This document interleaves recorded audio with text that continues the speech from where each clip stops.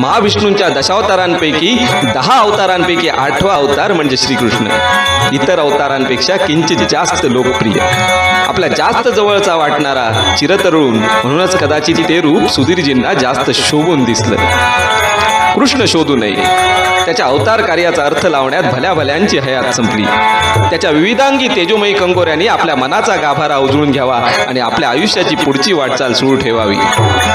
म्हातारा झालेला कृष्ण कधीही कोणी पाहिला नाही, कारण कृष्ण चिरतरुणच असतो.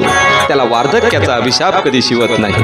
त्याचं अवतार कार्य आटोपलं की यत्किंचित पारध्या हाती देखील स्वतःचा नश्वर देह सोपून अवताराची सांगता करतो आणि प्रस्थान करतो नवीन अवतार धारण करण्यासाठी.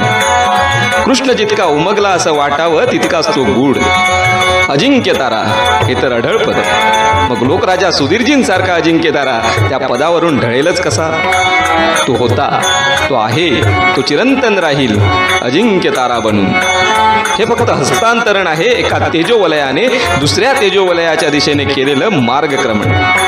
लोकराजांनी तर याचं उत्तर आधीच देऊन ठेवलंय. नवा अजिंक्य तारा सिद्धेश सुधीर कलिंगण या नाट्यसृष्टीला बहाल करून. आमच्यासारख्या रसिकांना अशा थोर कलावंताला श्रद्धांजली वाहता येत नाही. आम्ही करू शकतो ते फक्त अभिवादन.